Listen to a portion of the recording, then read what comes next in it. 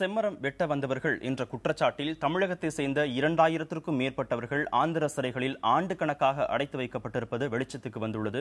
அந்த சிறைகளில் வாடும் தமிழர்களை நேரடியாக சந்தித்த நமது சிறப்பு செய்தியாளர் மகாலிங்கத்திடம் இதுகுறித்த விரிவான தகவல்களை கேட்கலாம். மகாலிங்கம், எத்தனை ஆண்டுகளாக தமிழகத்தை சேர்ந்தவர்கள் ஆந்திர சிறைகளில் அடைக்கப்பட்டுள்ளனர்? இது குறித்த முழுமையான தகவல் தமிழக அரசிடம் உள்ளதா? நிச்சயமாக இது பல ஆண்டுகளாக இந்த பிரச்சனை என்பது எழுந்து வருவதை பார்க்க முடிகிறது கார்த்திகேயன். குறிப்பாக கடந்த 5 ஆண்டுகளாக ஏராளமான தமிழகத்தை சார்ந்த மலைவாழ் மக்கள் ஆந்திர சிறைகளில் அடைக்கப்பட்டிருக்கிறார்கள்.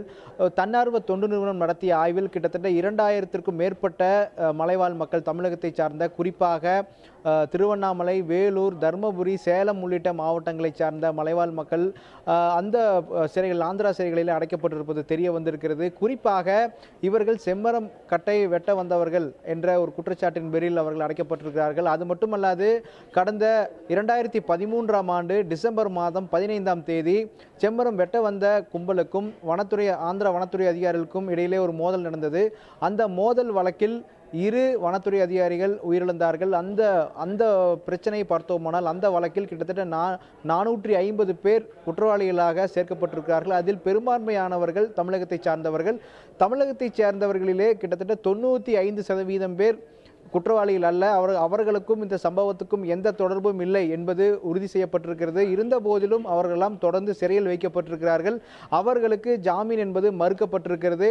குறிப்பாக ஒரு வழக்கை பொறுத்த வரைக்கும் குற்றப்பத்திரிகை தாக்கல் செய்யப்பட்ட பிறகு குற்றம் சாட்டப்பட்டவருக்கு ஜாமீன் வழங்கப்பட வேண்டியது மனித உரிமைகளில் ஒன்று, அடிப்படை உரிமைகளில் ஒன்று.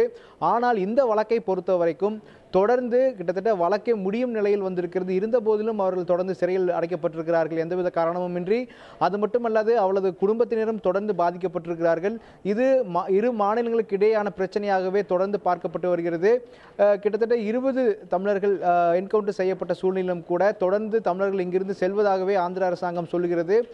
சமீபத்தில் செய்தியாளர்களை சந்தித்த ஆந்திரா உயர் காவல்துறை அதிகாரி ஒருவர் தமிழர்கள் அங்கிருந்து வரக்கூடாது, தமிழகத்திலிருந்து வரக்கூடாது என்ற ஒரு கோரிக்கையை முன்வைத்தார். இருந்த போதிலும் கூட இந்த பிரச்சனையை வைத்து பார்க்கும் பொழுது ஆயிரக்கணக்கான தமிழர்கள் அந்த பகுதியில் சிறைபிடிக்கப்பட்டு கைது செய்யப்படுவதாக தற்பொழுது தன்னார்வ அமைப்புகள் நம்மிடம் தெரிவித்திருக்கிறார்கள். எனவே இந்த பிரச்சனையில் தமிழக அரசாங்கம் கவனம் செலுத்த வேண்டும் என்பது கோரிக்கையாக இருக்கிறது.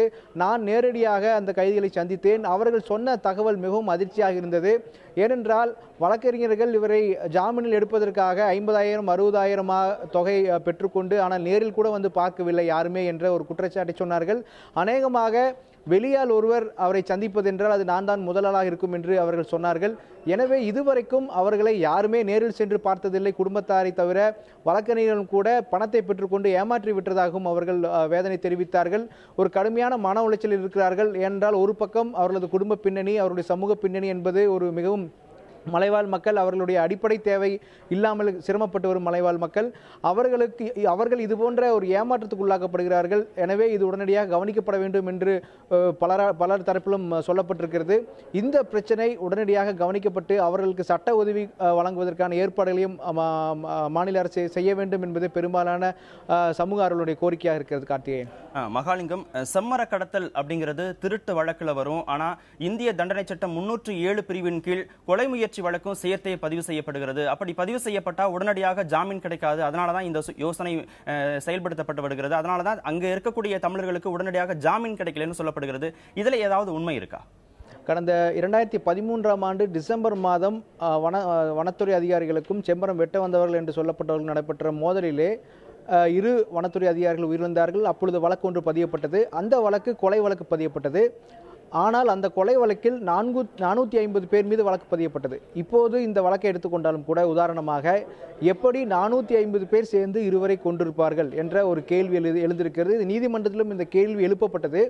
அது தொடர்ந்து தற்பொழுது அதாவது இந்த சம்பவம் நடந்த உடனேயே அங்கிருந்த வனத்துறை அதிகாரிகள் ஊடகங்களுக்கு பேட்டியளித்தார்கள். அந்த பேட்டிகளிலே 20 பேர் தான் எங்களை தாக்கினார்கள் என்று பேட்டி கொடுத்திருந்ததாகவும், ஆனால் அதற்கு பிறகு கிட்டத்தட்ட 450 பேர் மீது வழக்கு புனையப்பட்டிருப்பதாகவும், இந்த பிரச்சனையை பொறுத்த வரைக்கும் பல முறை அரசாங்கத்திடம் மனுக்கள் கொடுக்கப்பட்டிருக்கின்றன. மத்திய அரசாங்கத்திடமும் இது சம்பந்தமான மனுக்கள் எல்லாம் தன்னார்வ தொண்டர்கள் மூலமாக முன்னெடுக்கப்பட்டிருக்கின்றன. ஆனால் இதற்கெல்லாம் எந்த பலனும் இல்லை என்று தற்பொழுது பாதிக்கப்பட்டவர்களும் சரி, இதற்காக போராடி வருவதும் சரி தெரிவித்திருக்கிறார்கள். எனவே இது ஒரு மிகப்பெரிய சட்ட போராட்டம். இது குறித்து ஆந்திராவில் உள்ள வழக்கறிஞர்களிடம் நாம் தொடர்ந்து பேசினோம். அவர்கள் சொன்னது என்னவென்றால் இவர்களெல்லாம் நீதியினுடைய அனாதைகள் என்று அவர்கள் சொன்னார்கள். ஏனென்றால் ஒரு பக்கம் மாநில அரசால் வஞ்சிக்கப்படுவது, இன்னொரு மாநில அரசால் பழி வாங்கப்படுவது, இப்படி இரு பக்கமும் அவர்கள் தொடர்ந்து துன்புறுத்தப்பட்டு வருகிறார்கள் என்று அந்த வழக்கறிஞர்கள் தெரிவித்தார்கள். நீதிமன்றம் அவர்களுக்கு ஏன் ஒரு நல்ல விஷயம் செய்யவில்லை என்ற ஒரு கேள்வி எழுப்பினோம். அப்பொழுது நீதிமன்றத்திலே ஆந்திர அரசாங்கத்தினுடைய போக்கு என்பது எப்படி இருக்கிறது என்று வெளிப்படையாகவே எடுத்து முன்வைக்கப்பட்டது.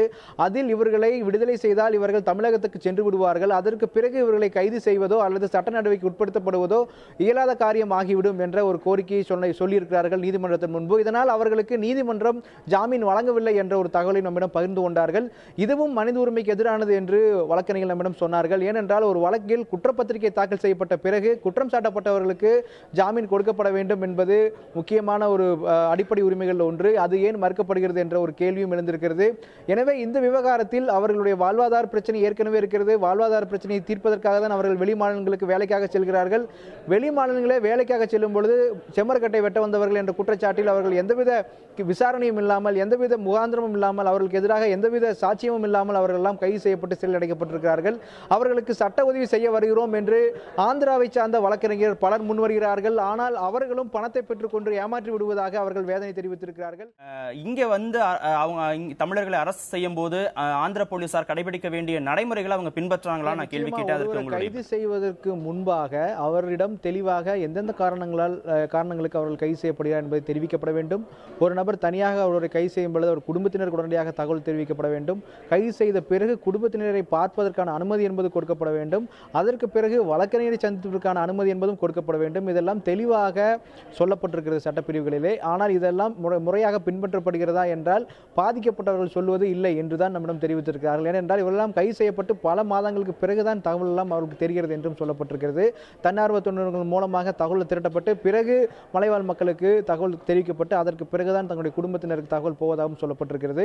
இன்னொரு பக்கம் இவர்கள் சொல்வது என்னவென்றால், நாங்கள் திருப்பதிக்கு சென்றது உண்மைதான், ஆனால் திருப்பதிக்கு நாங்கள் சென்றது வேறொரு காரணத்திற்காக, ஆனால் எங்கள் மீது கொலை வழக்கு போடப்பட்டிருக்கிறது. அந்த சம்பவம் என்னவென்று எங்களுக்கு தெரியாது. சிறையில் அடைக்கப்பட்ட பிறகுதான் இது போன்ற குற்றச்சாட்டு தங்கள் மேல் இருப்பது தெரிய வந்ததாகவும் அந்த கைதிகள் தெரிவித்திருக்கிறார்கள். எனவே தற்பொழுது சிறையில் அடைப்பட்டு கிடப்பவர்களுடைய மனநிலை மிகவும் மோசமாக இருக்கிறது. ஒரு பக்கம் அவர்களால் குடும்பத்தினரை கண்டுகொள்ள முடியாத ஒரு சூழ்நிலை, இன்னொரு பக்கம் நீதி கிடைக்காத ஒரு சூழ்நிலை, சட்ட உதவி கிடைக்காத ஒரு சூழ்நிலை இருக்கிறது.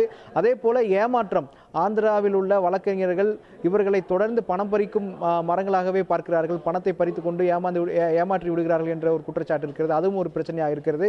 இவருடைய எதிர்காலமும் மிகப்பெரிய கேள்விக்குள்ளாக இருக்கிறது. இதுவும் அவர்களை கடுமையான மாநிலத்திற்குள் கொண்டு சென்றிருக்கிறது.